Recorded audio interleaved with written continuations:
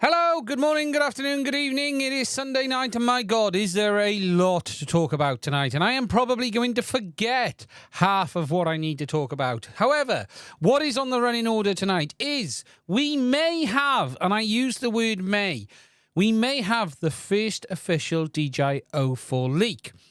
Also, if you think I'm talking funny, I'll be honest, I have a mouthful of ulcers. I am struggling to talk properly, so I will apologise now. We're also going to talk about the new Avatar HD firmware update, as well as the app, because I've been testing that today.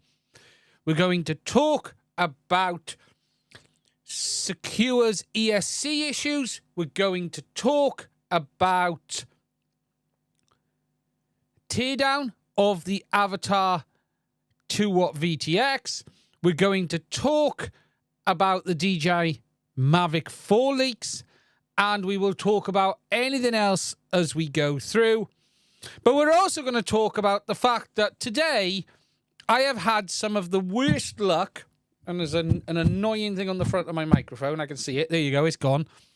Today I have had some of the worst luck I have had forever, because I have destroyed more hardware today than I can remember. And to start the stream, to make sure that you understand what I mean, we're going to start with a little video, so I hope you enjoy. I don't believe this. First flight on the rebuild of this quad, the one that ended up in the trees the other day, I did a rebuild, and it just completely randomly fail-safed again, but this time has landed in that. Oh, fucking hell. There it is, underwater. Oh, fuck. Well, I'm not sure if this is ever going to work again. Anyway, right. I am going to try and pull the battery first before doing anything else for safety, he says. Pulling the strap. There we go. So that's the lipo.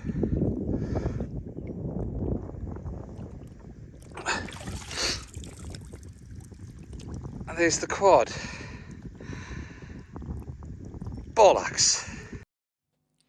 Now, never underestimate the power of seawater.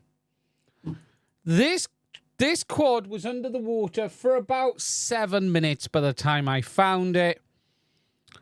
And this is what was left of the bottom of the flight controller. I can't show you the ESC because it was, it's something I can't show you yet, but I've destroyed it. But what I can say is 7 minutes under salt water with a lipo on board does no good.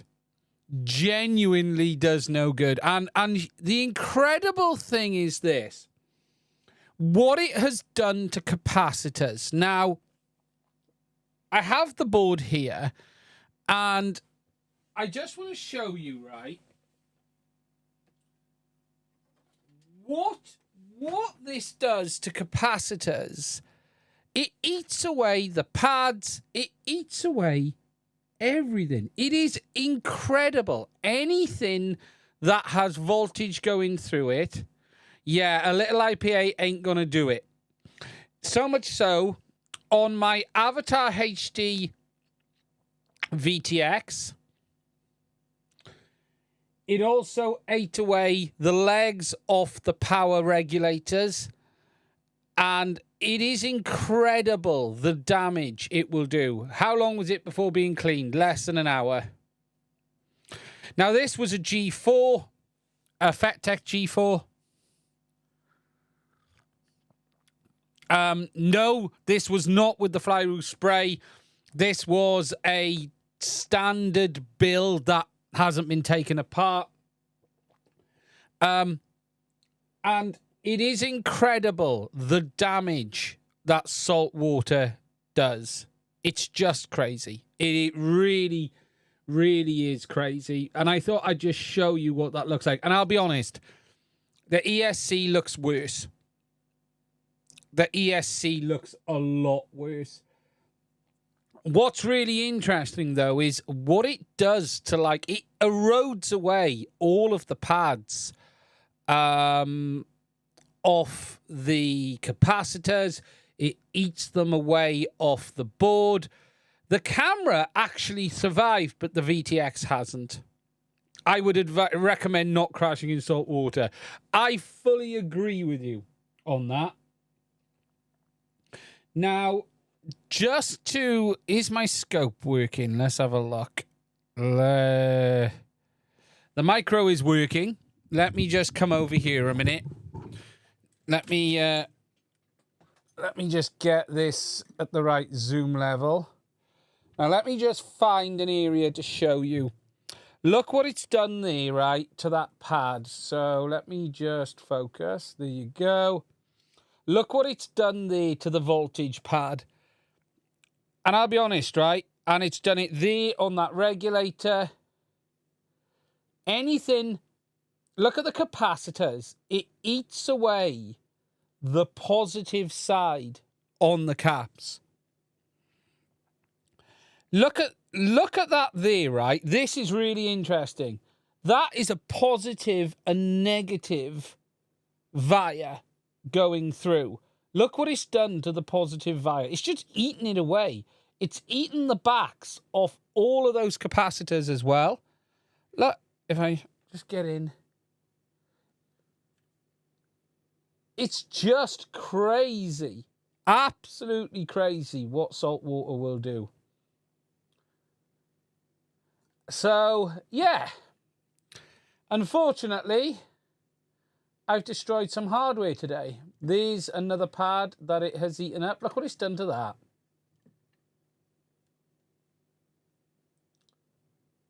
Just crazy. Just absolutely incredible. It really is. Remind me to never go swimming with a lipo. Yeah, hydrolysis. It's clearly, it's like the second it just ate away at everything. And the ESC is worse. The failsafe is a complete random one. Let me show you it.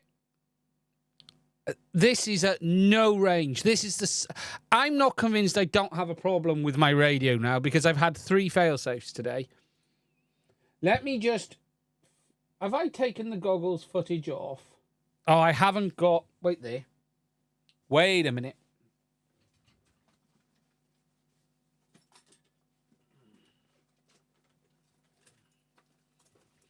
I might have... I don't know if I'm going to be able to do this on stream because of playing back the HDMI on the screen because it might play up. But let's see if it does. It doesn't like being plugged in halfway through. This is the problem with this. I have tried doing this before and it never ends well. But let's give it a go, shall we? I haven't spent any time looking into this any further because today I just haven't had time. I haven't got time to spend more time losing more time. Let's have a look if the HDMI output works. Is this going to play ball with OBS running? Let's have a look.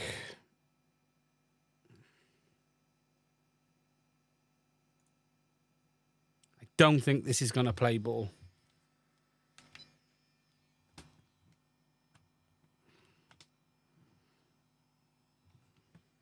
Unfortunately, doing this live, let me just see if I can see it. It's not even showing up now. Why is it not showing? This is risky territory, this is.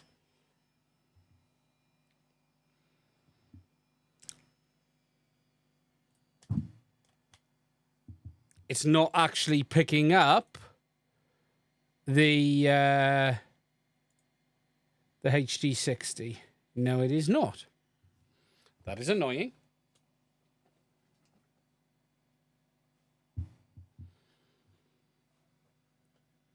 Let me just do one other thing. I can do it one other way. 1 second. It's a risk, but I'll do it.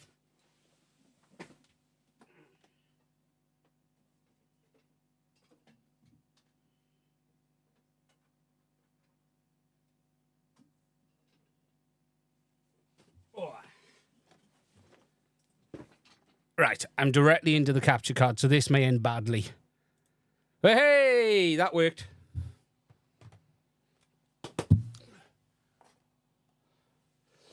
Okay, that'll be the goggles dodgy HDMI connector going off.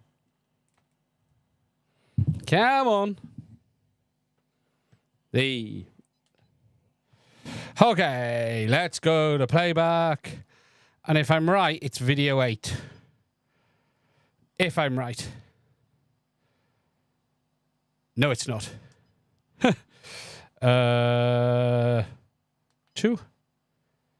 Let me try. I can't remember. No, not that one.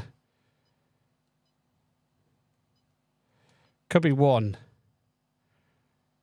Hey, here we go. Here we go. Watch the LQ. Watch the LQ. As I come around, LQ drops to 0. Gone.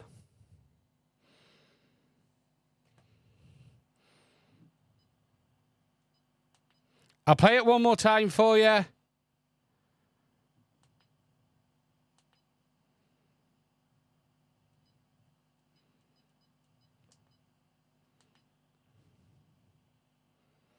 Brand new antenna.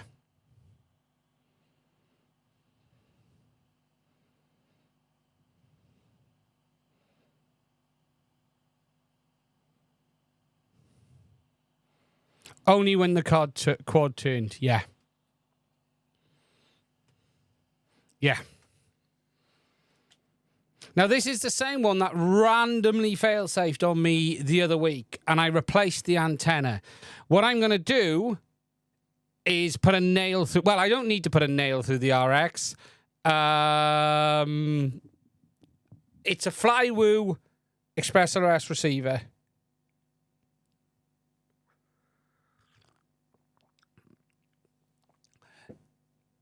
At that distance, there was nothing blocking it. The receiver was... Yeah. No, I don't know with the receiver. I'm going to burn it. It's a Flywoo one. Did I say It's a Flywoo one. So that one's going in the bin. Well, it is now anyway because it's been drowned. But yes. Just completely caught me out, completely unexpected, and it was like, gone. And I was like, oh, God, game over. And what you can see is I was so... Is it unsupported? I thought I flashed it. Wes, from the website. Because I flashed this.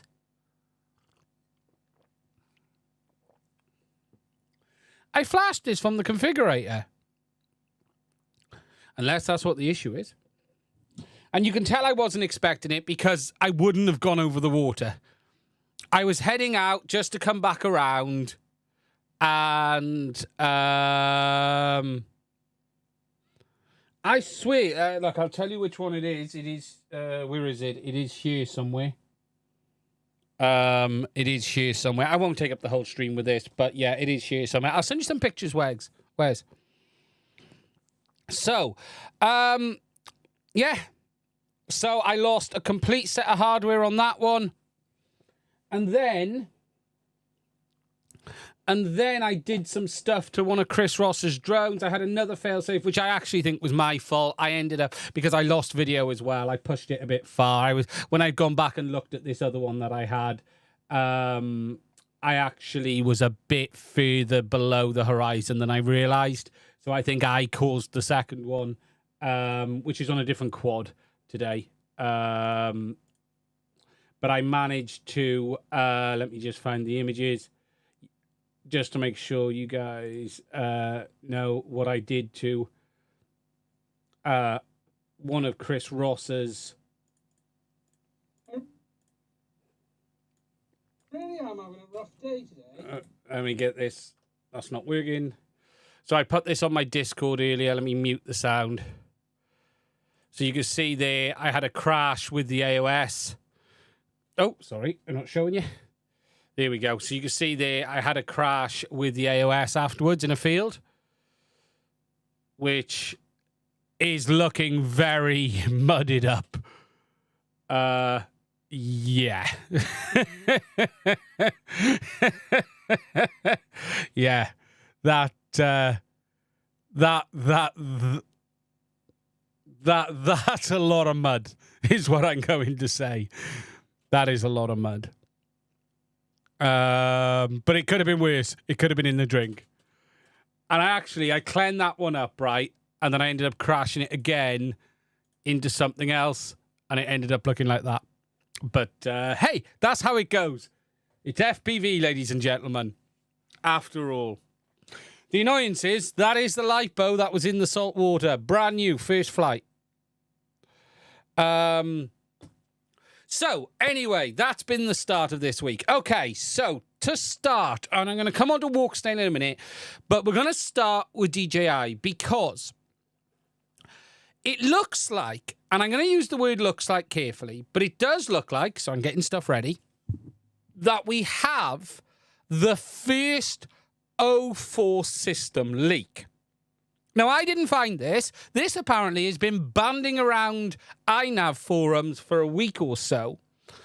I've done a recording of this. Okay, so of the video. So this isn't. Instead of showing the video on Bilibili, I've done a screen recording, which I'm going to show you here. And I'm going to take myself off screen a minute because it's important you can see behind me. So this is a video that has been randomly posted on Bilibili of what appears to be a DJI system with full iNav OSD, first of all. Okay, so that's really important. It's a really short flight. It's not very long. It's like 10, 20 seconds is all it is. A video, full iNav OSD. But there is some things here that are incredibly interesting and are very much a hint that this could be O4. And I tell you why. First of all, look down here. We are at 58 megabits a second. Now, this is the new OSD. If we start at the beginning, we were at 60 megabits a second. This isn't the V2s. This is the new OSD. Yeah, I wouldn't worry about the image looking like crap. It's probably low bitrate uploaded. Okay, don't worry about the image. This is definitely Goggles 2-3 territory with regards to this. It's got 60 megabits a second. And notice the RC signal is 0. Which hints this is standalone.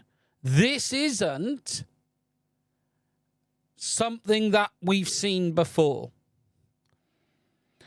Now, this has come out of China. It isn't confirmed, but this is, as much as I've seen, the first real hint of O4 existing. Now, I have spoke to some people, I'm going to put myself back up, who does testing, and no one I know has got the testing of this. Yes, it's on a plane. There is no one in Europe, America, as far as I'm aware, testing. So if this is legit, this is probably a very early test by a DJI staff member that they've quietly uploaded onto Bilibili.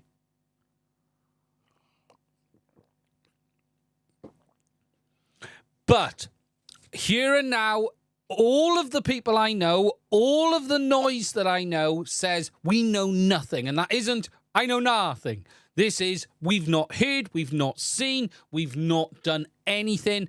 We don't know anything. So I suspect this could actually be a DJI leak, is what I suspect. Hello, Jake. And this is, I think, a very early look. Now, what else could it be? I really don't know. Look, it could be an Avata 2 toned down, but no, there's very few people with that technical capability out there to do it and to make this happen. You're not going to make this happen easily. And I think the reason everything is up here is this is a test.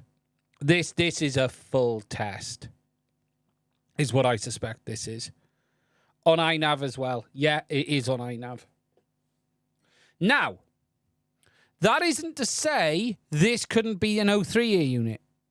Technically, O3 may be being able to be pushed to 60 megs. There is no information today, no SEC listings, not even the people who I know who hear about it about 3 to 6 months before it's released know anything.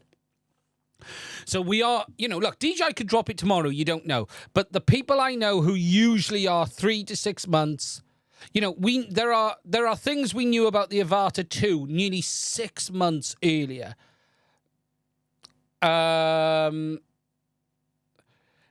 So this could still be a long way off, but it's a very interesting video, indeed. It could also be fake. That is just worth adding. It could also be fake.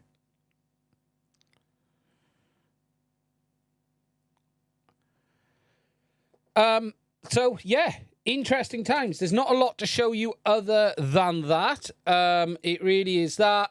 I wouldn't get overly excited yet. We don't know what this really is. But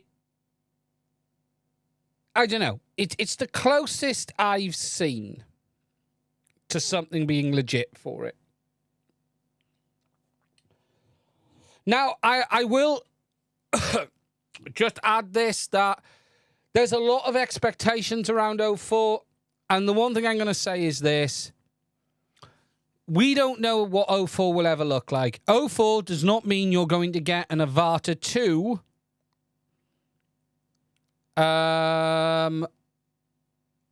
in a standalone platform. Yeah, the quality, though, on this, it's been through Billy. It could be messed up.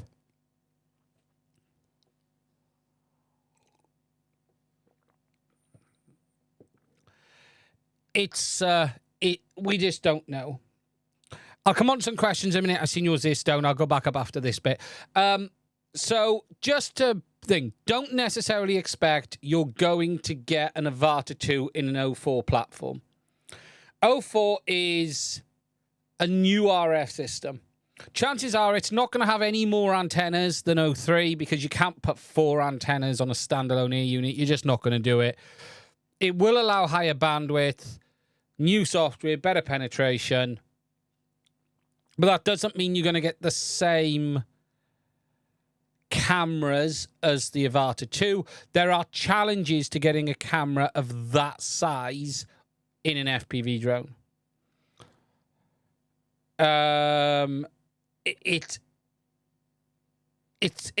There's no guarantees you're going to get the same thing. What we could get is a bit of a hybrid.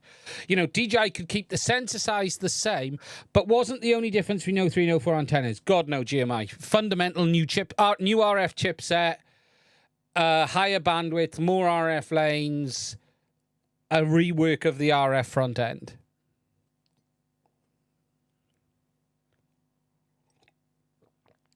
It's an entire new chipset. The first time we've had a new chipset since 2018.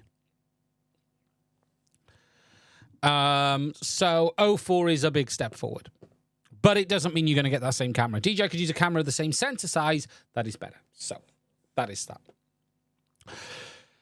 Okay, now I'm just going to answer a couple of questions on this before we move on. I saw someone said, when using a Vista with the Goggles 2, is the output power adjustable? No, it is not. You can adjust it on the V1s and V2s, but when you move your Vista or Air unit onto Goggles 2 or Integra, you walk into the same world as 03 and you have no control over RF power. Also, low power mode doesn't work properly either. I had a runaway with my iFlight Nazgul DC5 with ExpressRS after disarming. Do you have any idea how it can happen? A bug with ExpressRS. It's unlikely to be ExpressLRS. when you say a runaway, the most likely thing is an FC crash. People keep blaming ESCs, and I still don't believe it. I have seen a number of people have total flyaways just as they land. So as the quad hits the deck, it flies off up into the sky. And that can be a crash of the gyro or a crash of the flight stack.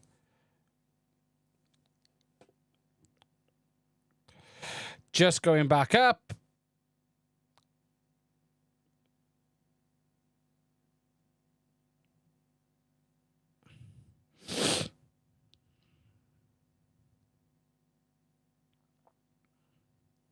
Yeah, I usually know about 3 to 6 months on DJI stuff. I usually get a hint 3 to 6 months.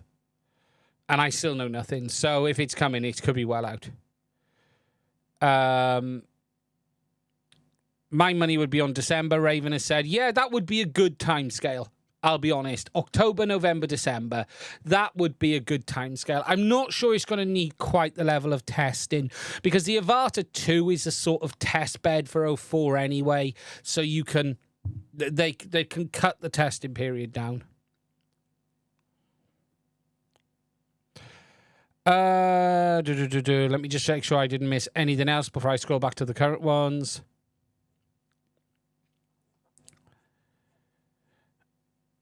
Okay.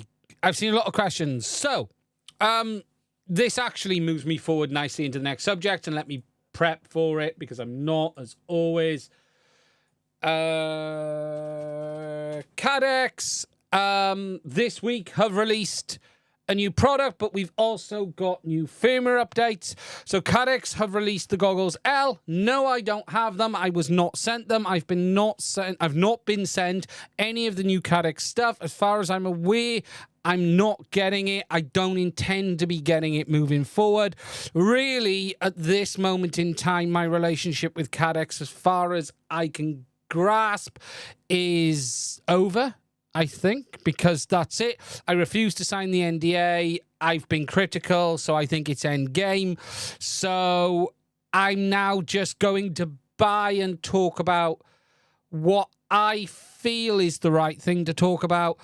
I've not ordered the goggles L. I was going to order them. I'm really not sure what I can add to this. I've spoke to a couple of people who've got them. I know Chris Ross has got them. I had a chance with Chris, and I don't think there's anything hiding under the hood. You know, they're a basic goggle. They only support the standard modes. They don't support 90 hertz mode, so you've only got the standard mode. They are incredibly cheap. Okay, there is no question about that. When you look at the pricing, $199 in the US, it's like $160 in the UK. It is insanely cheap, considering what it is. I'm not really sure what else I can add. You know, I didn't review the Fat Sharks, so it is the price of a VRX, 100%. I didn't review the basic Fat Sharks because I just don't know what I could bring to the table on that. I do want to say a massive thank you to Nick Burns, actually. Nick shouted me out a few times in his video, expecting me to have had the goggles and to have talked about them and torn them down. And I just want to say a huge thank you to Nick because I really do appreciate the shout out. You know, it wasn't difficult. It wasn't embarrassing. It wasn't, you know, it is what it is. You know, I could have been involved and I made a choice based on a set of conditions I can't agree to. And it's really that simple. And those who know me well know I am a stubborn wanker when I want to be over this stuff, as they will know. But what I am doing is the right thing.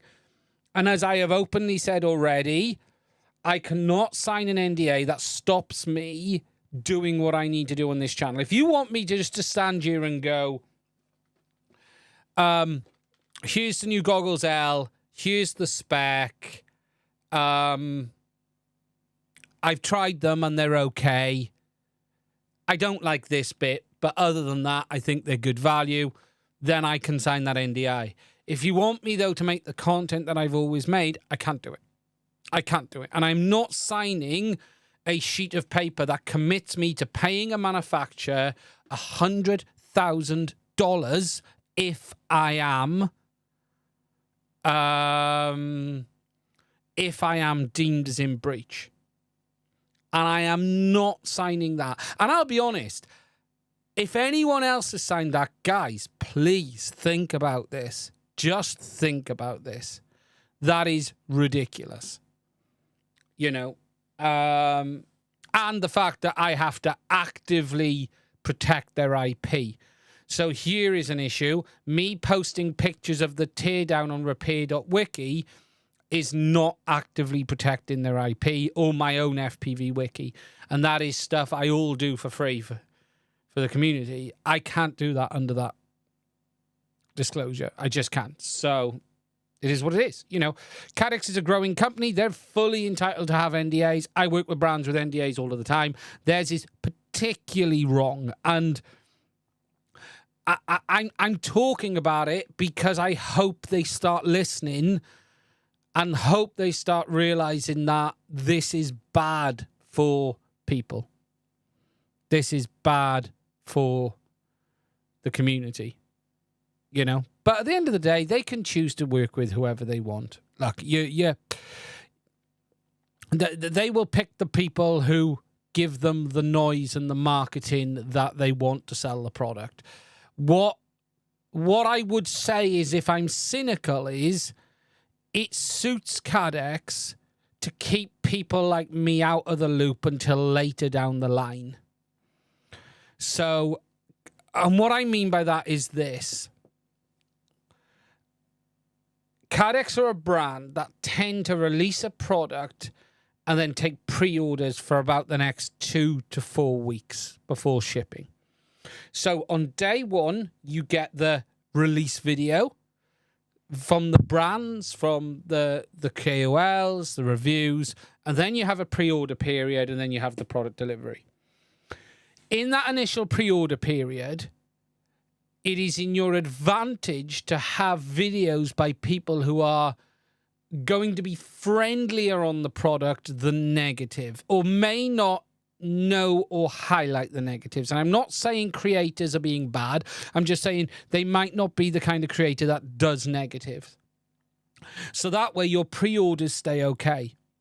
Then what you could say is, once the product is releasing out there, send it to people like me. And then if I'm critical, it hasn't damaged the initial sales. Well, here's the point I'm going to make. If I don't get it at release, I'm not going to review it. That's my stance on them, from them. So if they say to me, can we send it to you after the fact? The answer is no. I'm not playing that game. If I choose to go and buy it after the fact, that's my choice. But what I'm not doing is being gatekeeped from day one intentionally and then baited a little bit later. If they don't want to do it, that's fine. But what I'm not going to do is sit you then and say, oh yeah, it's okay to send it a month later. Because all they're doing then is hiding that from the people. And that's the reality, if that makes sense. So, from my stance, it's really simple. If I don't get sent it for release on day one, from them, I don't really want it, and I'll choose to buy it or not, because that's the only option that really I feel fits the right way of doing it. They'll send you a defective product anyway.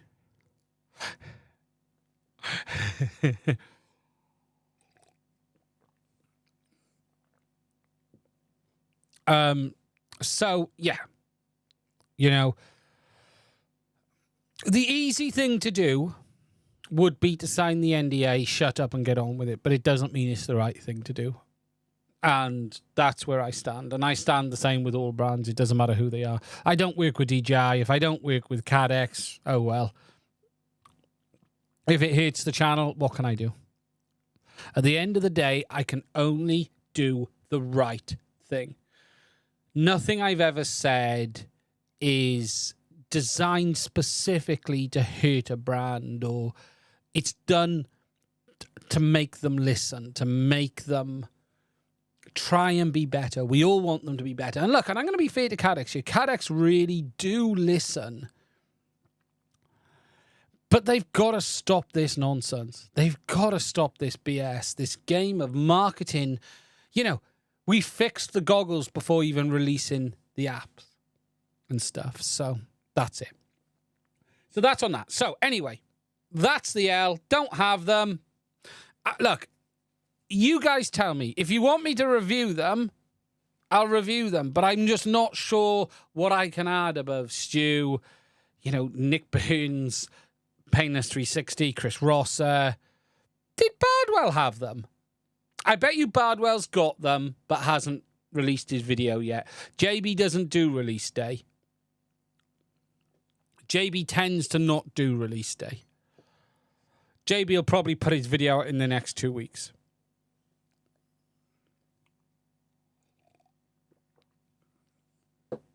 It's a decent entry-level goggles. Yeah. Bardwell did release it, did he? Okay.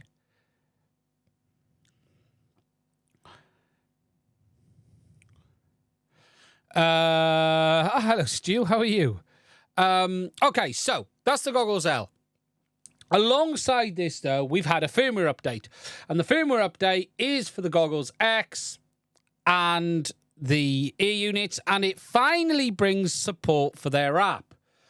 Now, I'm going to warn you guys now. Don't get too excited over this. I've been testing it today.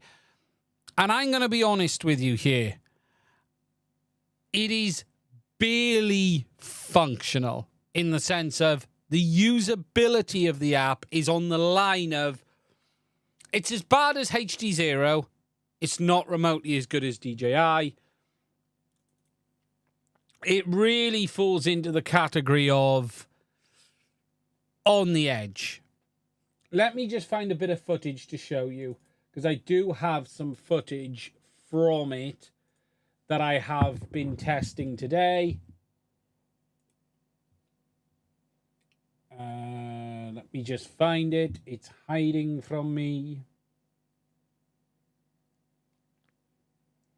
Why isn't it where I put it?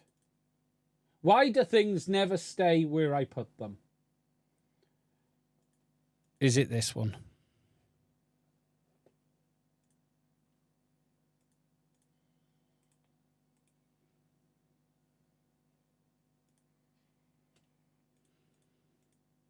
Right, so this is a bit of footage here from it today, okay? Now, this is actually probably the best bit of footage that I've had from this.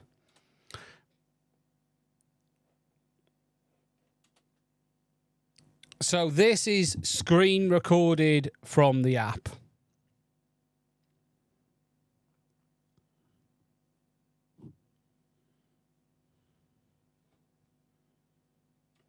Actually, no, that's the wrong one. Let me try this one. Ah, yeah, this is, sorry, this is, yeah, here we go. So this is the screen record. Now, this is recorded at 10 megabits per second, okay? So you're seeing there a lot of breakup on the display. A lot of breakup. I am in the UK. Yeah, it's... Bearing in mind, this is a phone about 2 foot from me. It's not great. It's okay. There's about 3 seconds of latency with it. This is just me doing a quick test flight.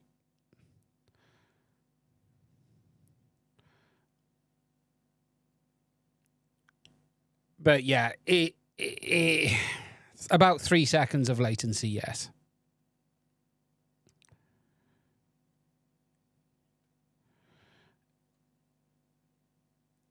It is South Wales, yes.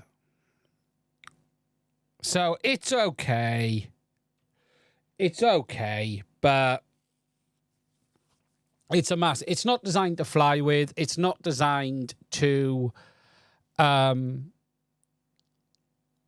be a live feed. It's designed to be like a ride along, but even then, it's not remotely. I'm not convinced you can borderline really call this a feature at this point when it's like this. That isn't acceptable as a feature. That just isn't acceptable as a feature. 3 seconds of latency is a disaster. It's quite long. It's quite long. Where's my video in? Because I did a one in the back of the car just showing the latency. Is it that one? Let me just have a look. Yeah, here we go. So this will show you the latency here, right? So if you look on the screen there, right, there's a video coming on this, but you'll get to see in a second. So I'm screen recording. So what doesn't help is you can't see my hand. So you'll see it now. Ready? One. Yeah, it's 1 to 2 seconds on the bench. You can see how long, look, it's taken for that to go away from there. But even here, look, it's breaking up. It's the image quality that's the real issue here. That's the problem with this. I can't call this a feature. I'm sorry, but I can't call this a feature. It's just, it's not. The HD0 is the same, I will add. That is really no better.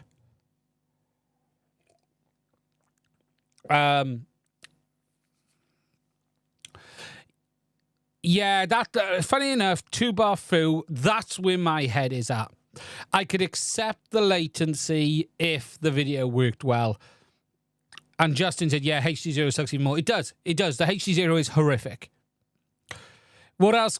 What can you do more with the app? Apparently, you can download video from your goggles, but I can't get that to work.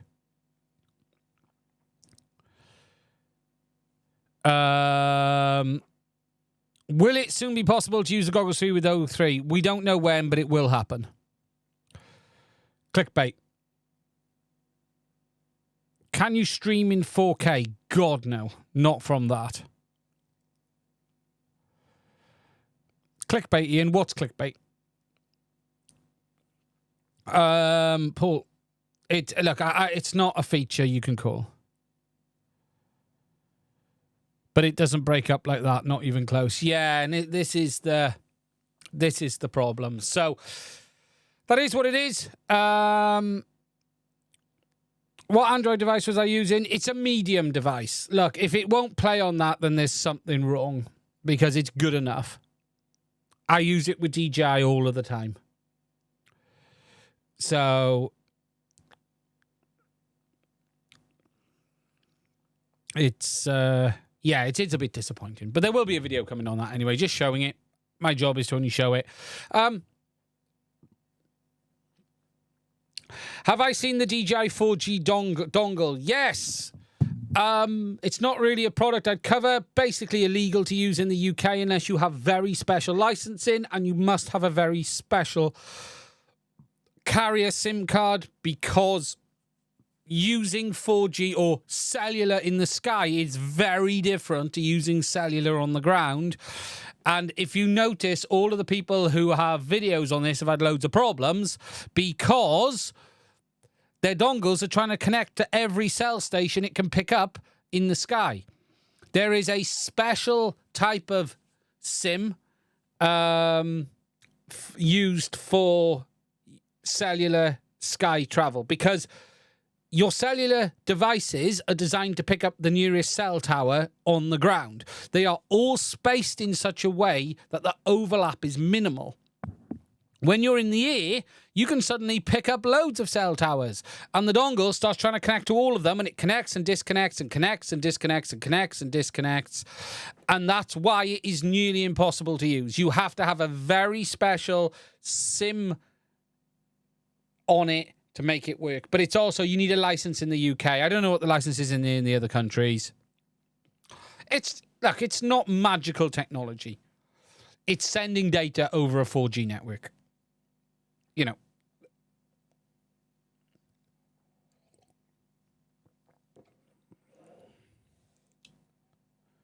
What happens with your phone in a tower block? Yeah, look, you're not usually... Okay, in the States, things will probably be a little bit different.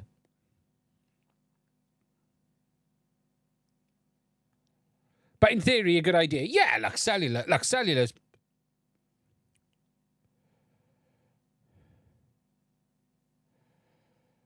Yeah, you also got to have towers, yeah. There won't be really any O4 drones coming soon, so buy what you need today.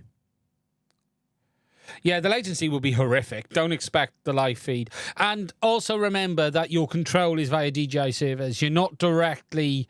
You're going through DJI servers, and it's assisted control, not out-and-out control.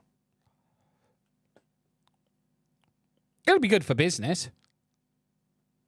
But, yeah. Okay, so the last subject I just want to talk about very quickly on Avatar HD, and let me find it, and that is the new 2-watt VTX, because I have been shared some internal images and some proper internal images. These will be going up on the wiki. Let me just find the right ones for you. And my theory on the RF setup on this was basically correct. We have internal images of the RF setup. I'm going to show you now. There we go. So this is the inside of the 2-watt VTX. And it is doing what I anticipated, which is a push-pull setup on the power amplifiers. So you have 2 power amplifiers in parallel. Each of these PAs is capable of 23 dBm of gain. And what they're basically doing is using dual PAs in a push-pull setup through a front switch and out. It is quite a complicated setup, actually, and I'm going to talk about this a lot more on the video when I put it out, because this needs quite a bit of explanation. There's also a bypass on this as well, because unlike the traditional amplifiers they use, these amps don't have bypasses. So as a result of these amps not having bypasses, there needs to be a bypass for the receive section. You got double up, because obviously 2 transmit. And there's also a bypass for connecting to the internal PCB chip antennas as well. But it is basically what I expected, which push-pull setup, same as actually HD0 in that sense. HD0 does the same thing, just not the same level of amplification. If I go to FPV Wiki, you can actually see it quite nicely on the HD0 VTX. If we go on to this, and you can see it here.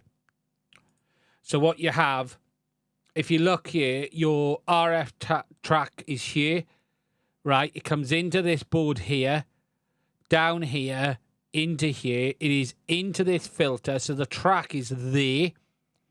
It is then split equally into the amplifiers, comes out the amplifiers, and is recombined and heads down to the UFL. It is basically the same setup on this. You can see it there. Comes in, combined, split, combined, out to a switch, out to there. These are capable of 23 dBm of gain. There is a complicated relationship on a push-pull amplifier. It doubles the gain but keeps the voltage the same. But basically, it's given them an equivalent of 2 watts.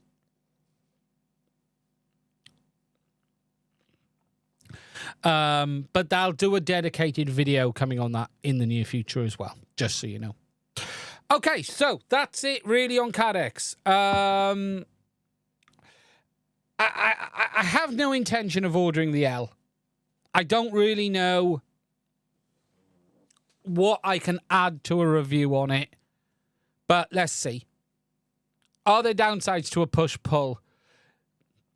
Not really. It's just a way of amplification.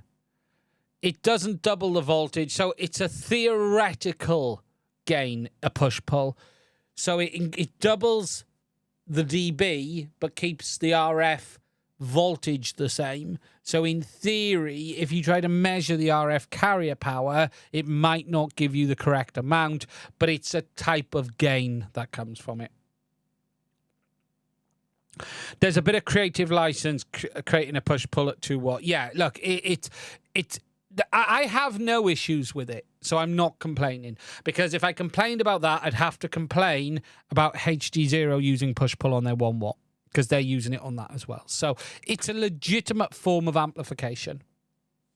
It's just not like a staged amp like you get in traditional RF. You know, you go into 1, into 2, into 3, into 4 very high-power transistors. It's not quite like that. This also helps cut down on aliasing of the signal and also helps with issues as a result of high amplification on OFDM.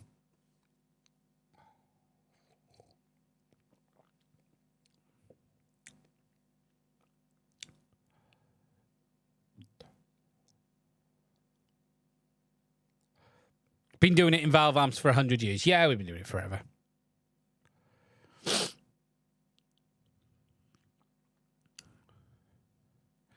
Okay, Lucas just says, hi, mate. I've just started off to be sure where to begin. I ended up getting the goggles too. Considering a second set of goggles, what would you recommend?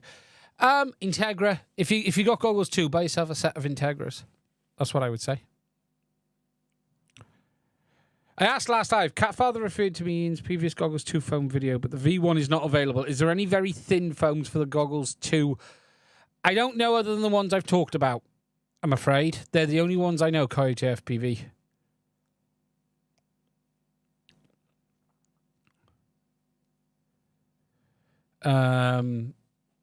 Yeah, just reading down on the chat a second. Yeah, I've not tried any more new ones. Myself.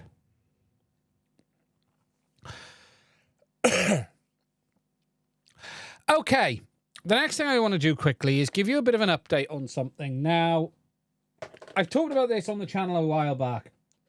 This is the secure ESC and flight stack or flight controller kit. Now, I have no complaints about the flight controller. There's going to be a video coming on that. However, this has turned into a bit of a mess. And what I mean by that is this. This is the secure ESC. It's the E70. The design of this ESC is frankly phenomenal. I think it is amazing. However, there is a problem. Notice this sticker here says BL Heli 32. Now, they have shipped me this ESC with BL Heli 32, but they are shipping it with a test copy of BL Heli 32, which is not for public consumption. It is not designed to be used by the public and requires a special configurator to use it. It is version 31.10. Furthermore, I don't believe it is a licensed version of BL Heli 32, and I also don't believe it is legitimate. So as a result of that, I cannot recommend you buy this ESC. Now, I have sent an email to Secure about this, and I've just basically said I cannot recommend this to my followers based on the fact that it appears to be using non-legitimate software. They do have an AM32 version, but that also doesn't appear to be being shipped with a supported target. What is also a little bit worrying is the advice they gave me, because they said, hey, don't worry, if you don't want to use BL Heli 32, just flash it with AM32. Well, you can't. It's got a locked bootloader. So, here and now, whilst the hardware is very, very nice, I do not recommend you buy this. Until they sort this mess out, until they only sell it with AM32 with an upgradable target, I do not recommend you buy this ESC. It is a shame. It's got some really nice hardware features. For those who've seen it, I really like the angles on the pads. I like the design. It's really well put together. The hardware is damn fine. You know, you got wired and castellated pads all the way around. Look at them. You don't see this every day. Really well done. But I cannot recommend an ESC that is using what appears to be non-legitimate software. And that's really simple. That's my stance. I did post the email I've sent them on my Discord because I was like, this is what's gone to them today. Where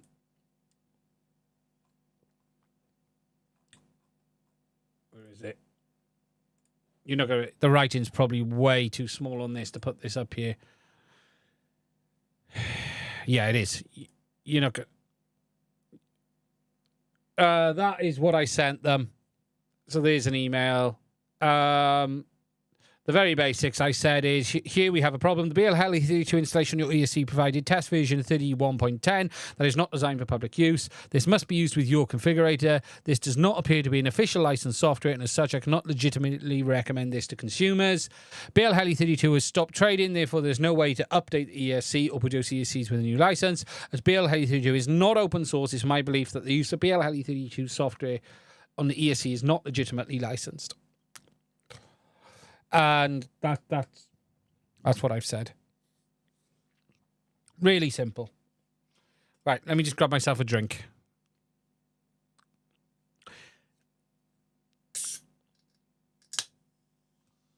That's the refreshing sound of Pepsi. Today's stream has been sponsored by Pepsi. And when I say sponsored, I've paid them to give me this can. Yes, I did the 04 talk at the start.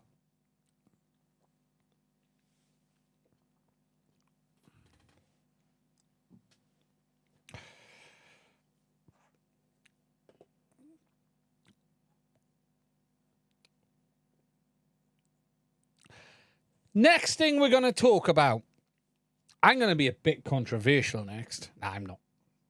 But I do want to talk about something. Are there any Express ELRS devs in the house? The Express ELRS dev teams. Are you in the house?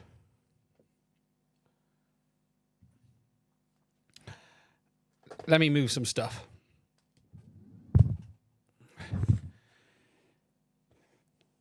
This.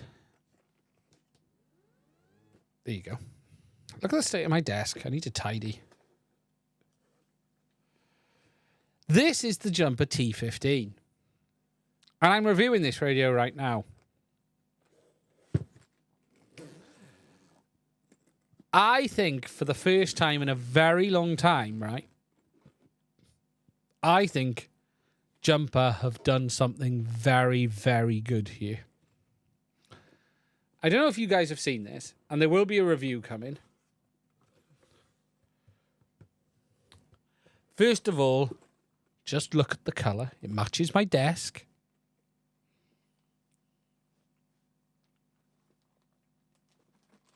Box won't stay there. This is a very good radio.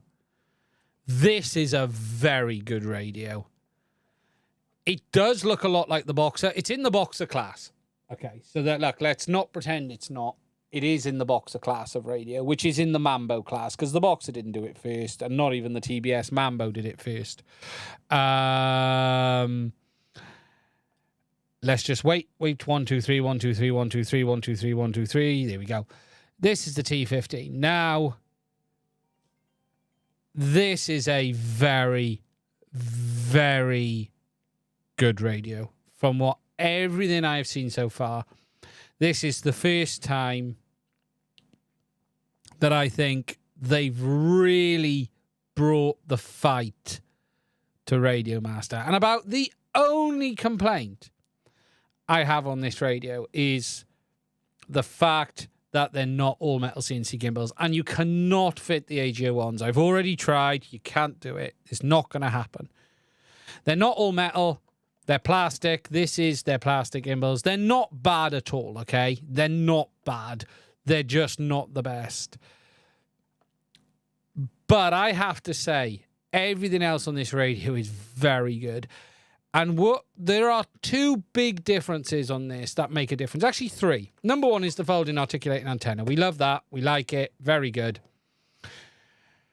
It is a bit more comfortable in the hand on the corner buttons. I'll be honest. I think these are better than the Radio Master ones because they come around the corner a bit further than the Radio Master ones. But the real big one is that in the middle there. It is the fact that it is a full color touchscreen. It also has 4 3-position switches. So the Boxer has 2 2s and 2 3s. This has 3s, which is great to see. What is also fantastic is these are fully programmable buttons. They are not limited like the Boxer ones. They are fully programmable, so you can set them to an individual channel if you want to. You can map them in 2s, in 3s. You can do whatever you want with these buttons. You can. They are fantastic. It has 1 watt Express ELRS module. It has backpack support. The dev team won. The Express ELRS dev team finally got there with Jumper. And it has that really nice color screen down there as well, which means you can even run full-size apps like Fly Me to the Moon Toolbox, although it isn't working on here yet. There's some quirks because of the screen size. I'm waiting to try and get hold of the beta for it. But it is a really nice radio. I cannot say enough how much I think they've done a very good job here. This isn't a review, but what I will say is I think for the first time, Jumper have really caught up here. They have really caught up. And, yeah, very interesting. Very interesting indeed. It is dearer than the Boxer. The standard Boxer. It is dearer than it, but impressed.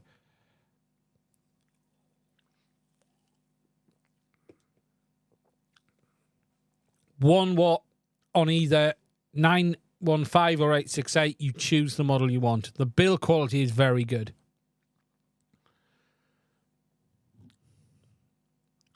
My only complaint is you can't upgrade the gimbals. And I have tried. I can flash it. No, it doesn't have an unlocked bootloader. We've checked, Matthew. That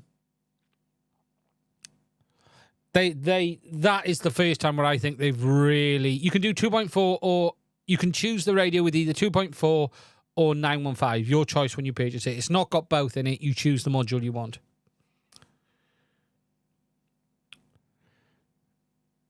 With the failsafe sound getting, I might move everything over to 915.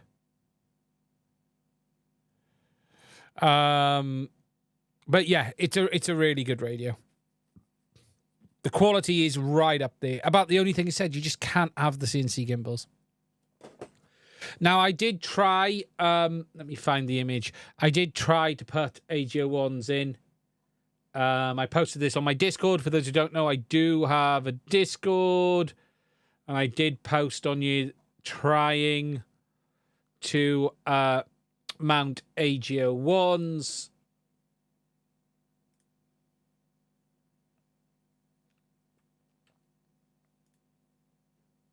Let me get it up. So there's 2 images. The issue is this corner of the PCB here is the problem. This corner stops it going in. I can't help but think it's intentional, if I'm honest. So here, if you look here, this corner of the gimbal catches. You can't just chop that corner off. It's got support stuff attached to it. You just can't remove it easily. You could do it. There's no you can't. There's always a way, but I just don't recommend it. They also found that the gimbal is much higher than their gimbal and the back panel wouldn't clear. Are the insides as good as the outsides? Yeah, that's the inside there. It's very nicely put together. You can grind that away. Look at the size of the STM on it. That's a massive chip. Everything fits with a hammer and a 3D printer. Yes, technically anything fits. But yeah, nicely put together. What I also like is the fact that these corner buttons are on separate PCBs, unlike the Boxer, so you can't easily swap them out on the Boxer for switches, whereas you can on this. And they actually make some switches. It's the STM32F429, I think it is. No, it doesn't have Bluetooth. Well, Express ELRS module. Yeah, huge processor. But you can swap these out. You can swap these out quite easily. Is the case hard plastic? It is hard plastic with rubber grips. It doesn't have a soft feel. It's not like a rubbery texture, no. It's a nice radio, though. I'll be honest. It's a very nice radio. Yeah, I think they're still working on H7s. That's got to be next, isn't it? The H7s can't be too far around the corner.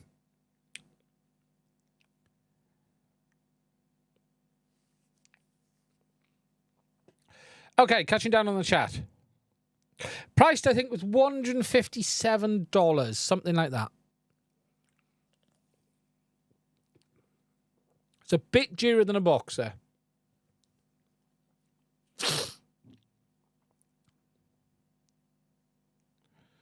I doubt that'll handle video.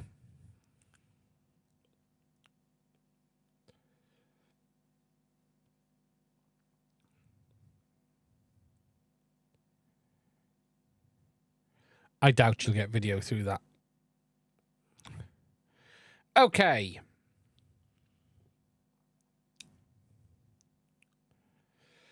Right.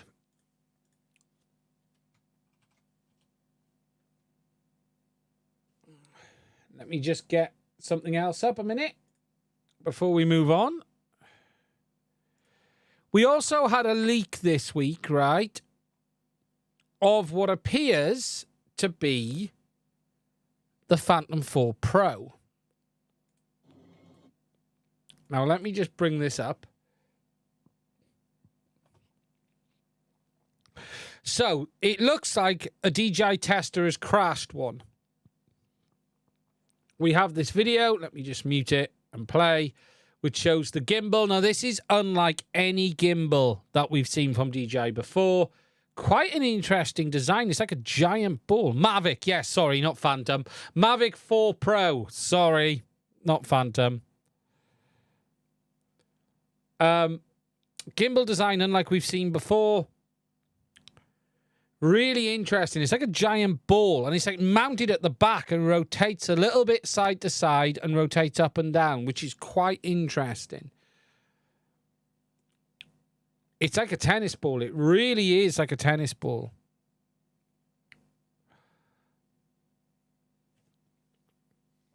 They might have hit a building with it or something.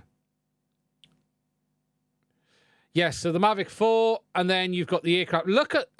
That is the mouth of a whale, isn't it? If I've ever seen one. Look at the hole in there.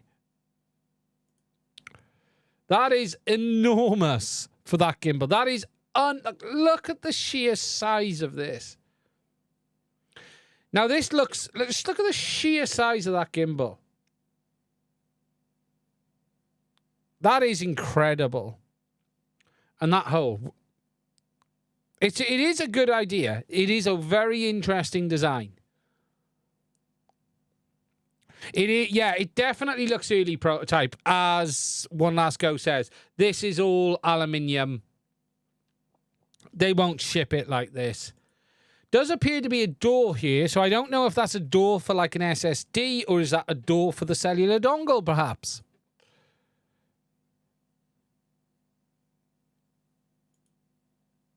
Also, you can see there some cooling, object sensing cameras there.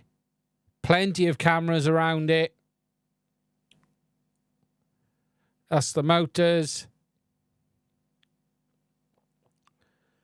This to us looks bigger than what might be the Air 4. This looks more like the Mavic 4 to us. Much bigger overall. But yeah, very interesting. Is it something? Yeah, for sure. Big old battery as well. It's. I think he's like hit a building and fallen out the sky or something onto something quite hard. Because he's done a lot of damage. But yeah, so it's a coming. It's a coming. The building hit it. The building got in the way, is what happened.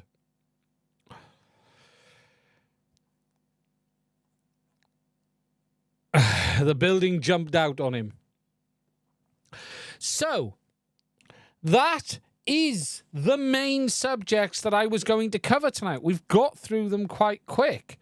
Now it's time for some Q&A. If there's any questions, please do put them in the chat and I will try and answer them. I'm going to just say something before you all leave, before you are not interested in leave, please do consider checking out my Patreon. If you do want to support the channel, please do consider checking out Buy Me a Coffee, and Super Chats are welcome if you want to use them. Coyote FPV, thank you for the new channel membership. I appreciate that. Do I know anything about the IRC infrared thermal, the IRC 256CA 256x192 infrared thermal camera module? I do not. From Cadex, no. Haven't seen it. Haven't tested it. I suspect, other than being in sort of the eastern part of the world, you won't see it. It is going to have horrific resolution. That kind of resolution. Okay, to give you an idea of what that kind of resolution looks like, okay? Because I'm in the middle of doing a thermal camera review, a handheld thermal camera review, because I do use thermal cameras a little bit. Just to give you an indication, right, that is the kind of resolution we're talking. Right there, where am I on here? Where is it?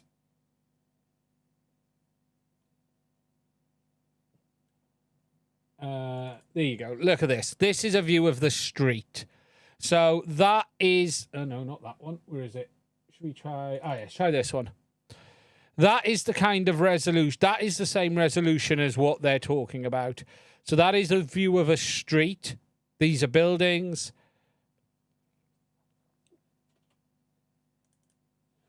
That there is a view of a car. That is the kind of resolution you're going to get. It's very low. You get a bit closer and you can start to see detail. But you're not talking, there's just not... It's flyable, but you're not going to... What you're going to see. Again, if you take that kind of image there into account, looking down a road, it's flyable, but...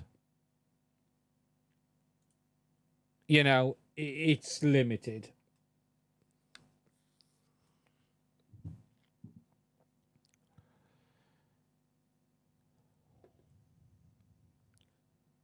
The T2 Pro, remember, the T2 and the T2 Pros have like a resolution enhanced feature as well.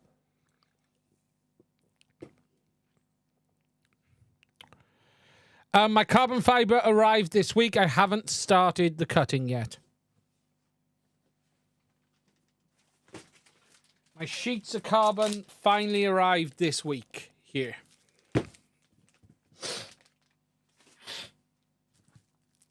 There they are. We have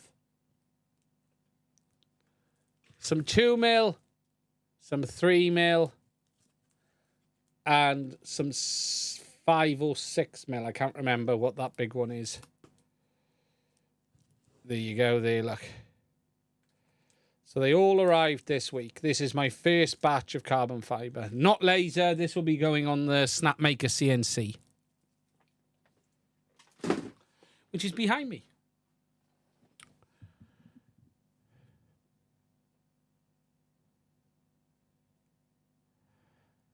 You could really see a person in the field. You could see something if you were low enough, yeah. You just wouldn't want to fly with it. You need to be able to switch between the two.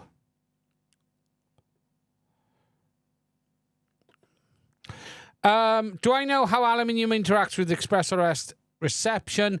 Tiny build with an enameled wire onboard ExpressRS antenna, and the top frame is aluminium.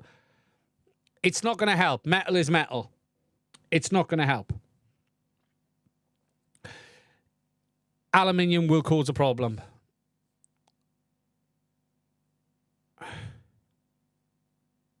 Looks like a lot of cooling on the back of the camera. Gimbal designed around a more pro-level camera. Yeah, it does sound like it. Top bar foo. It definitely sounds like it on that Mavic 4. Any reason why pushing my elevator to full stick in iNav would cancel my green check marks on runtime calibration? Sounds like you got something double programmed. I'm not the biggest expert in iNav, so I'm not the best person to ask it. But it sounds like something is double programmed. Auntie asked, question about the Jumper T15 regarding the battery bay. Does it have space for 18650, 21700s, or is it just a big old lipo? It comes with a 21700 adapter plate, just like the other Jumper radios. The adapter, the holder. 21700 adapter holder. You can put 18650s in it if you bend them out, if you've got the slightly longer ones, but it's designed for 21700s, or you can put a bloody big lipo in if you want to.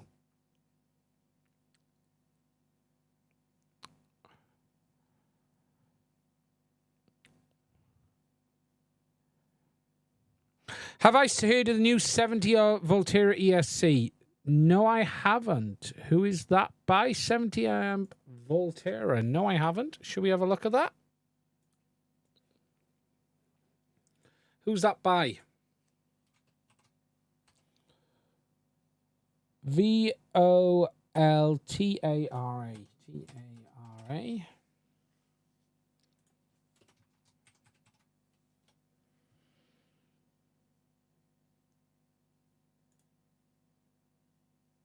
I'm assuming we're talking about this.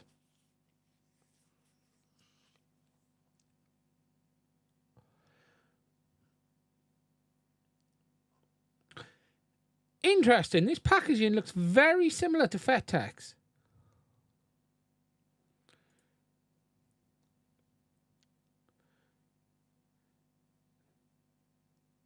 So, okay, so the Volterra 70-amp ESC emerges from a vision to create an ESC unmatched in resilience, specifically tailored for the demands of FPV. Well, okay, a lot of bullshit.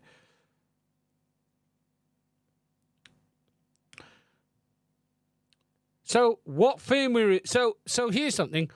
The firmware is at the heart of the Volterra ESC, designed with the maximum hardware capabilities. This firmware incorporates clever protection mechanisms, providing robust defense against the inevitable bumps and crashes of intense flight sessions. It's about giving you the freedom to push to your limits, knowing your ESC has your back at every step of the way. Okay, but what firmware is that? So that's the ESC.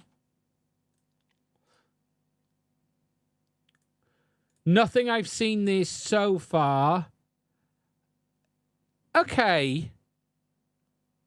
I was about to say nothing I've seen this so far looks particularly interesting. That's an SFOC. That has to be an SFOC based on that design. And the reason I'm saying that is this. You've got current shunt resistors on each ESC. And the reason you would use current shunt resistors on each ESC is instead of measuring back EMF, you would be measuring the current draw on each one. I'm guessing that's SFOC. Or they want to measure the current at each ESC. It won't be current protection. You wouldn't design it that way for current protection. It's a shunt resistor.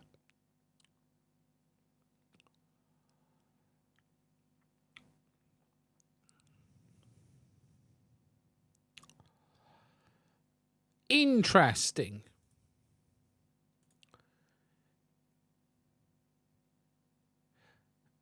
Interesting.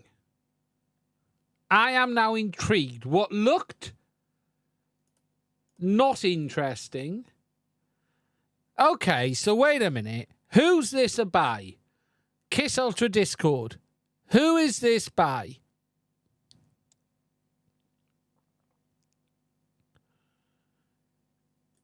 Because this, I said just now, that box looks like the Fat Tech box. Who are they? And this is what I don't like. There's nothing here to say who they are.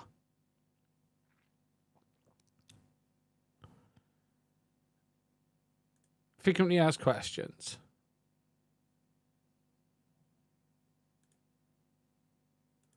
Why is there not a who are we? What we do?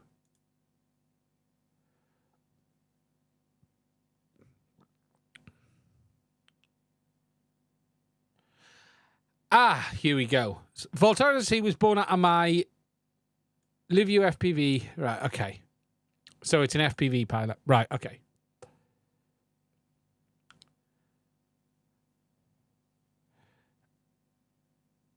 Live U FPV.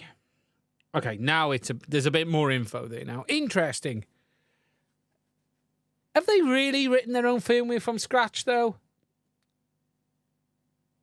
Similar to the Kiss Ultra box. Yes, not FetTech. Actually, no, you are right. The Kiss Ultra.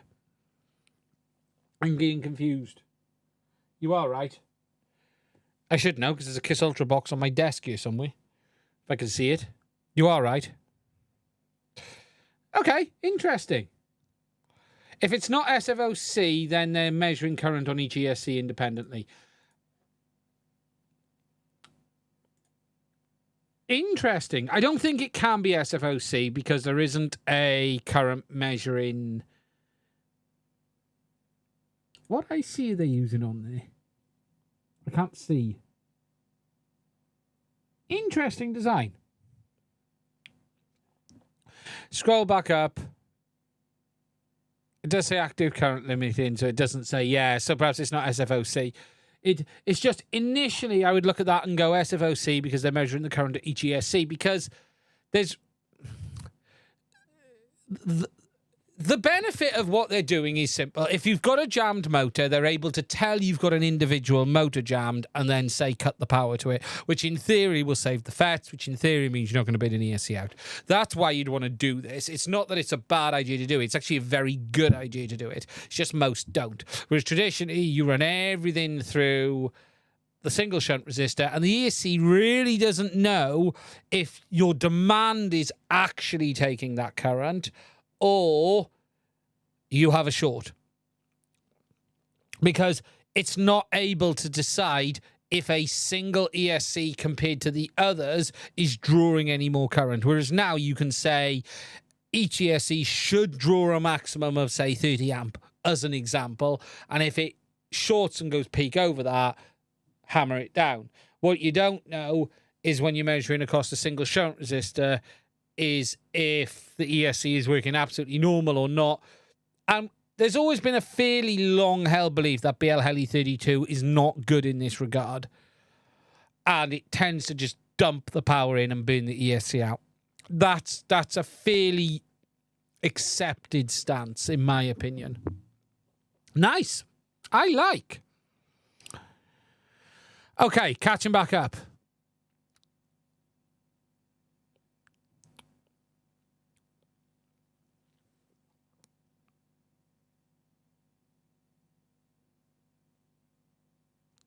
Really, yo, I did post about shorting a balance lead, balance board with a short circuit protection earlier on my Discord. LiPo cell voltage and resistance looks fine. Anything else to consider? If it shorts when you plugs it in, there's got to be a short somewhere. I'll have a look and I will respond. +1 for using actual photos. Yes, no renders.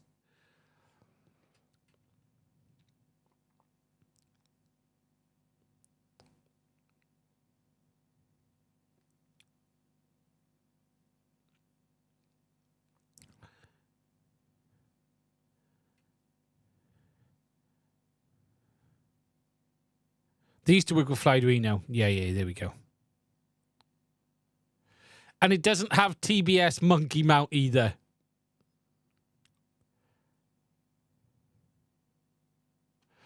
Collar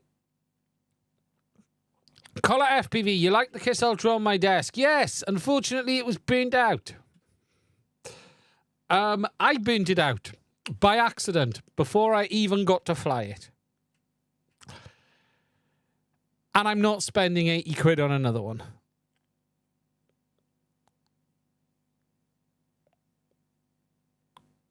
And now I've burnt out my G4 in salt water.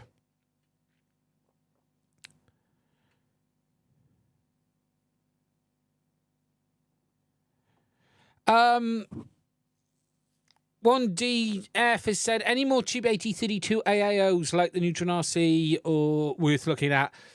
No, we've sort of seen the AT32 fall off a little bit just because STM32 pricing has fallen back down. I'm not really sure what the benefit of AT32 is today. We were really excited about AT32 because STM32 pricing went crazy. But the reality is the market self-corrected.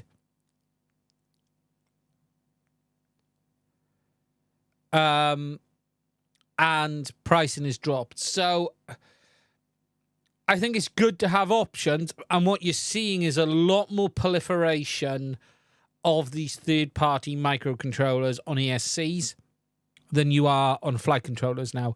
You're seeing a lot more ESCs coming with other brands, GD32, AT32, a few others on ESCs. I'm not sure.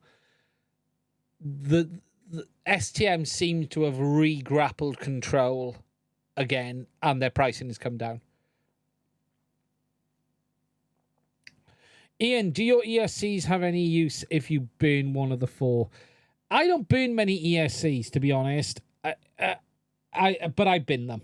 I just bin them.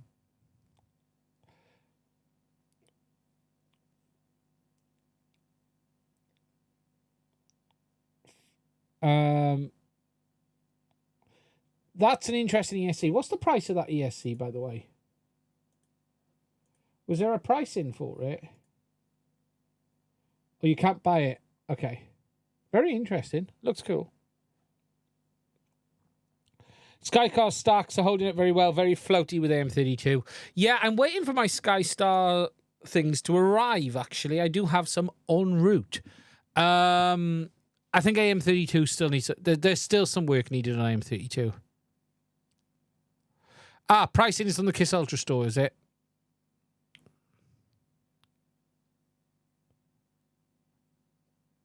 I don't use a lot of AIOs, so I can't recommend. The only ones I've seen recently that weren't bad are the flywheel ones.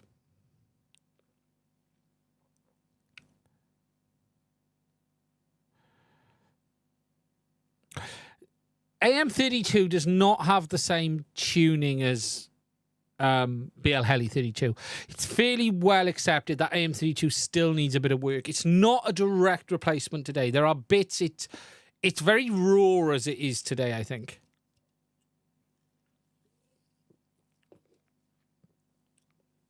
There's BL Heli had a lot going on under the hood that we don't really understand.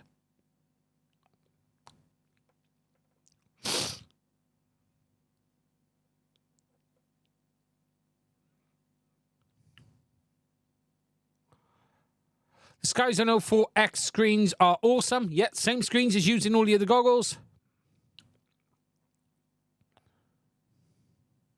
But Walk Snail looks so good in them. Yeah.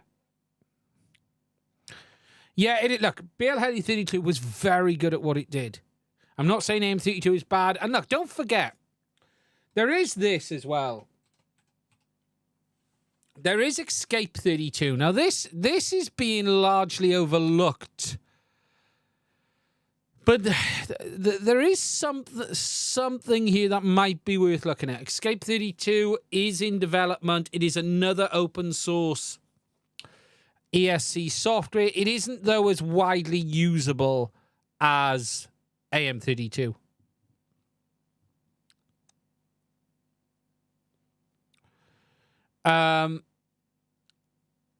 But Escape 32 is another open source one as well. There's a great video on Chris Ross's channel with the main guy behind AM32. He's a great guy, and I know they're really starting to push in it. But look, they've only been doing this 2 or 3 years. Just take into account this. BL Heli started in 2013, roughly. And I actually sort of... ESC film was a bit like digital video, right? It's easy to stream wireless video. So you're talking OpenHD, the project that shall not be named, cellular, wireless. Streaming video is actually quite easy. What's really hard is making a low latency, resilient FPV link that doesn't just completely drop out at the drop of a hat. And that is really the same for ESCs. Making a 3-phase motor turn and controlling the motor, basic motor control, is fairly straightforward. It's not particularly hard. The nuances, though, around what make a quad great when there are 4 of these ESCs all together interacting with each other, and you want the quad to behave like it's on rails, that when you move the stick in another direction, it suddenly changes and it handles prop wash and it handles all of the movements. It reacts to the outside interference, because it's not just about the PID loop, it's about the ESC's behavior, and it's not just about motor go fast, motor go slow. And that's the bit I think AM32 is lacking today. BL Heli 32 has been around a really long time. BL Heli 32 started in 2016. BL Heli started, the original BL Heli started, I think it was 2013. That's a lot of years of learning. And a lot of years of learning in many disciplines. Something that people haven't really talked about is just how good BL Heli was on so many different platforms. Not just about FPV quads, planes, 3D, ground-based vehicles. It was very good on everything from your tiny motor all the way up to something that you'd see on the front of a freaking wind turbine. It was incredibly good across the board. And that isn't easy to replicate. And I'm not saying that AM32 is bad, but I think it's got a long way to go before it gets there. And genuinely, anyone who's flown it will probably agree with that.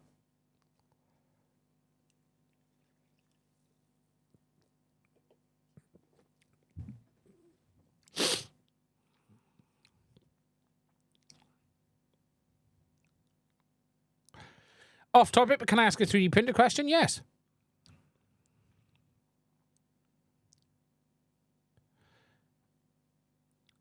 Do I think the next phase of HD0 is resolution or video consistency? When I was talking to Carl last, and I haven't spoke to Carl in a very long time, I think Carl was looking at more integration. So improving the issues and more integration. And I think improving the issues will give him more bandwidth, because Carl's limited on bandwidth. Carl pegged himself into a bit of a restriction on bandwidth and a few other things. I think if Carl spins another ASIC, what he'll try and do is move in that video I/O chip on board, so he doesn't have to have that separate IC, whether it be the analog HD or the digital one for the Toshiba chipset. bake in his own IC for the MIPI interface, improve the bandwidth capability, and then that will give him the next steps to RF. I wouldn't expect night and day. But look, for Carl to bake in another ASIC is going to cost a lot of money, and I just don't know if he's got the money to do that. How would you rate Blue Jay in the mix? Blue Jay is very good. Blue Jay is, you know, what we don't really know is the difference between where BL Heli S stopped and BL Heli 32 carried on. How much was rewritten? What was changed? What secret sauce was baked in? What are the BL Heli devs doing now? As we understand it, it was never his full-time job. I believe he's got a job working for a very big IC manufacturer. So I don't think it was ever full-time.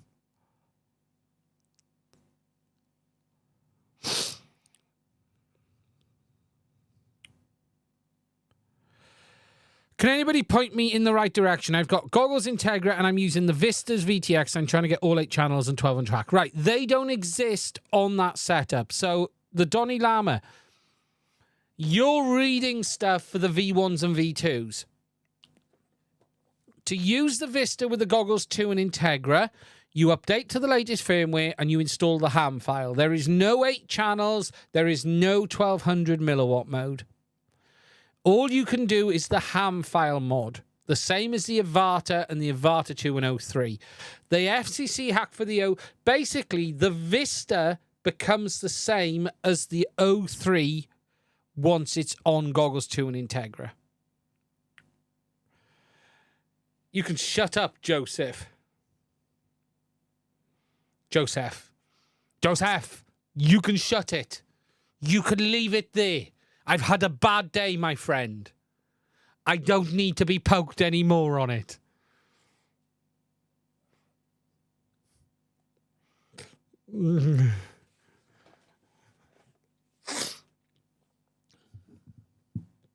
Mine's working fine. I ain't burnt mine out. I ain't lost mine in a tree.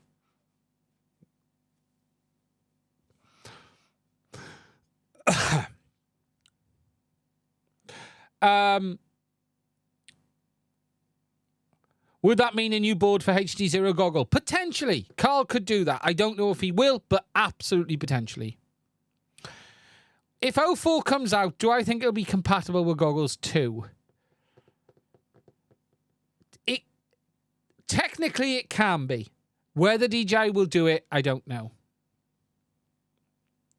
I did unplug it under the water.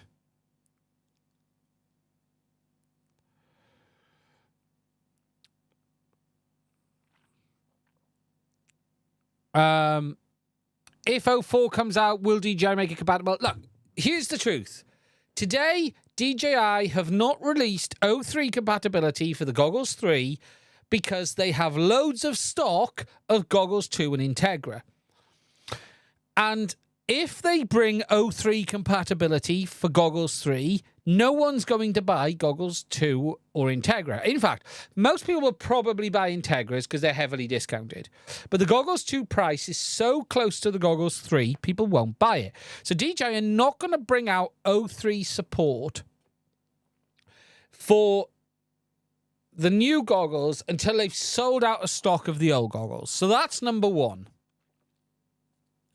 Then number two is when those goggles are gone, how does DJI sell more goggles or more products in the future? And that is the balance between, do we sell 04 and force people to buy the new goggles?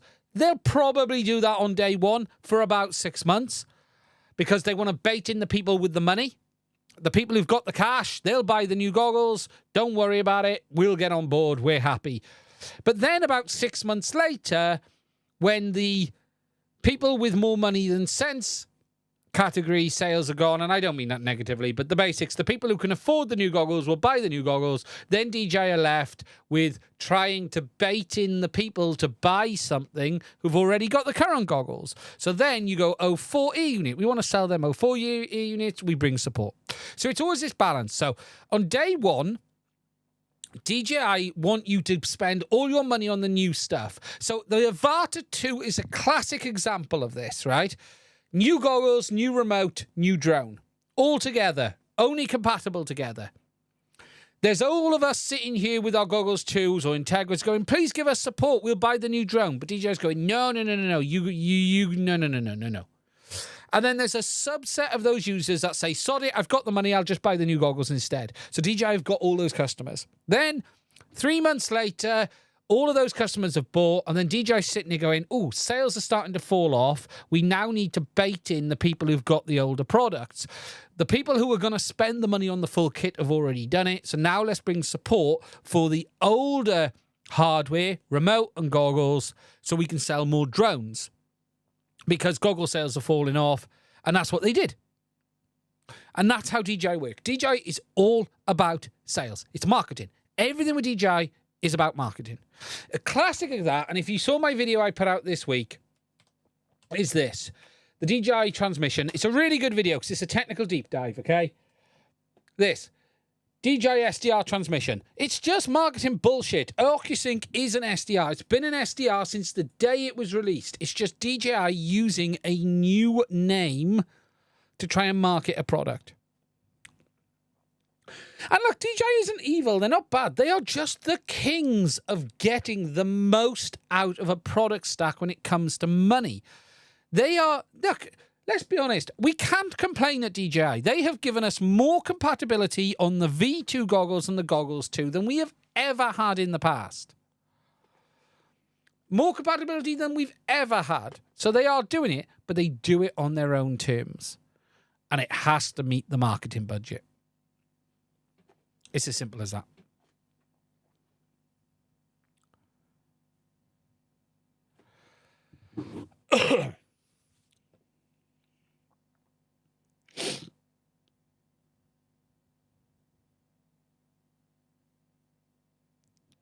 First up, at the moment, I'm looking at the same price, looking at K1 or Bamboo P1. Buy the Bamboo P1. That's the only conversation I'm going to have with you. Buy the Bamboo P1. Don't buy the K1. Just don't do it. That's the guy who's got 3 of them. Buy the Bamboo P1. End game. Move on. Buy the P1S.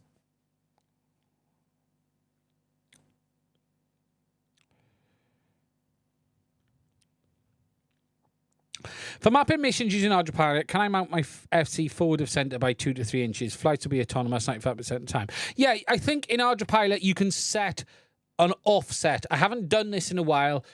Center of gravity is always, it should always be in the center of gravity, ideally, the COG, especially on a fixed wing. But if you can't, you can set an offset, I believe. It shouldn't be a problem.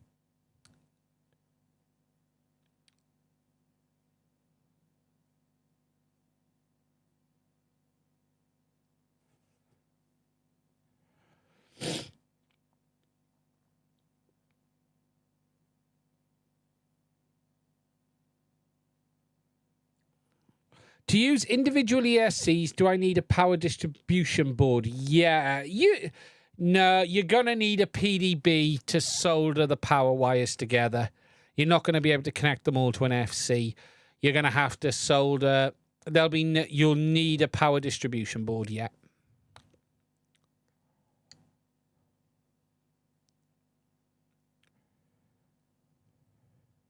P1S is amazing. It's a phenomenon.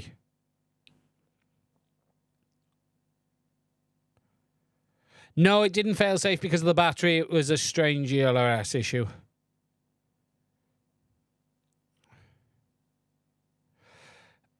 BL Heli have not said why they've stopped. Our understanding is they are no longer in business as BL Heli. If he's making stuff outside of that, no one knows. BL Heli as a business, which was BL Heli AG, has ceased trading. As for what they're doing now, no one knows. I've seen nothing to confirm anything other than they are no longer trading. They never said it was... All he said was his statement is out there to read. That is all that has ever been said.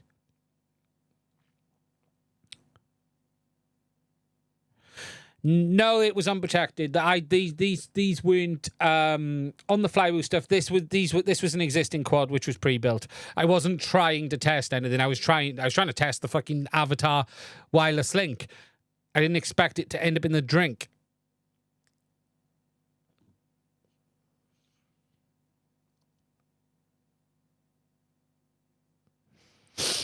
There wasn't anything capable of protecting that. Yeah, unfortunately. Not open source, not public. No, exactly. We don't. All they have is their statement. We know nothing else. All of the noise I heard was basically the men in black kicked his doors in and basically said, if you carry on doing this, you're going to end up in a very dark and horrible place. That's the information I have. Do I have a video on Octoprint? No, I've used Octoprint quite a bit over the years, but I've never made a video on it. There's better videos out there from me on it. There'll be loads. Saltwater is a killer. It's horrific. Never flown in a 32-bit ESC. Is it worth it? I'll be honest, not really. It's not a great deal.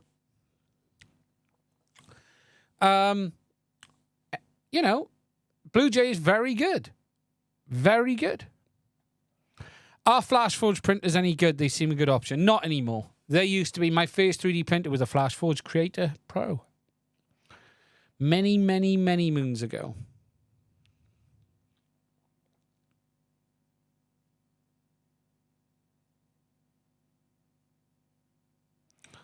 You're not supposed to water cool quads. Yeah, this is the truth.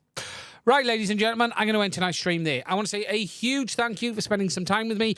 If you are still here, I want to say please give the stream a like before you go. If you want to check out the links to my Patreon as well as Buy Me a Coffee, as well as my Discord server, the doors are now open again. I did close them, but they are back open again. That's it from me on this one. Look after yourself. Stay safe. We will be back again, same time, same place next week. And I will speak to you guys soon. Good evening. Oh, I missed the button. There's just no good way to end a bloody live stream.